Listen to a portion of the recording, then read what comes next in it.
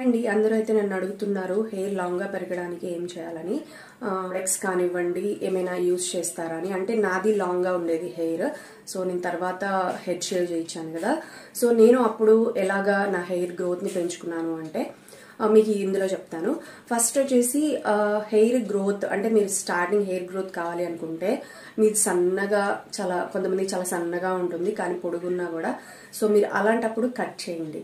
అంటే మీరు తీసుకునే ఫుడ్ అదంతా మీ హెయిర్ లాంగ్ హెయిర్ కి సరిపోవట్లేదు అని. సో మీరేంటంటే అలాగే ఉంచి పెంచాలి అనుకుంటారు. నేనైతే నాకు లాంగ్ గా ఇక్కడ వరకు ఉన్నప్పుడు కూడా నేను ఇక్కడ దాకా కట్ చేశాను hair 2 times.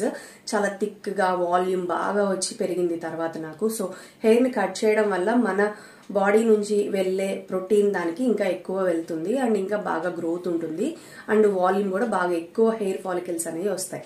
So and next ఇంకొకటి వచ్చేసి నేను అబ్జర్వ్ చేసింది హెయిర్ గ్రోత్ కోసం ప్రోటీన్ డైట్. అంటే ప్రోటీన్ ఎక్కువ తీసుకుంటే అసలు హెయిర్ అండ్ నెయిల్స్ ఇవేంటంటే ప్రోటీన్ నుంచే కదా వచ్చేది, మనకి ప్రోటీన్ వేస్ట్ నుంచి వస్తాయి. సో అలాగ ప్రోటీన్ ఎక్కువ తీసుకోవడం వల్ల మనకి హెయిర్ లాంగ్ పెరుగుతుంది. సో అలాగా మీరు ప్రోటీన్ అనగానే ఎగ్స్, చికెన్ ఇలాంటివి ఎక్కువగా తీసుకోవాలి, మొలకలు ఇవి ఎక్కువ తీసుకోవడం వల్ల మీకు హెయిర్ అనేది చాలా బాగా తొందరగా పెరుగుతుంది అండ్ వాల్యూమ్ కూడా బాగా వస్తుంది. మీకు ఎక్కువగా హెయిర్ ఫాల్ అవుతుంది, సన్నగా అయిపోతుంది అనగానే ఫస్ట్ మాత్రం ప్రోటీన్ డైట్ తీసుకోండి అండ్ హెయిర్ కొంచెము ట్రిమ్ చేయండి. కొంచెం మినిమం ఇంత లెంత్ అయినా మీరు కట్ చేస్తే మీకున్న డైట్ లో వాటికి సరిపోతుంది. అప్పుడు బాగా హెల్దీ హెయిర్ అనేది ఉంటుంది. ఓకేనా, బాయ్ బాయ్.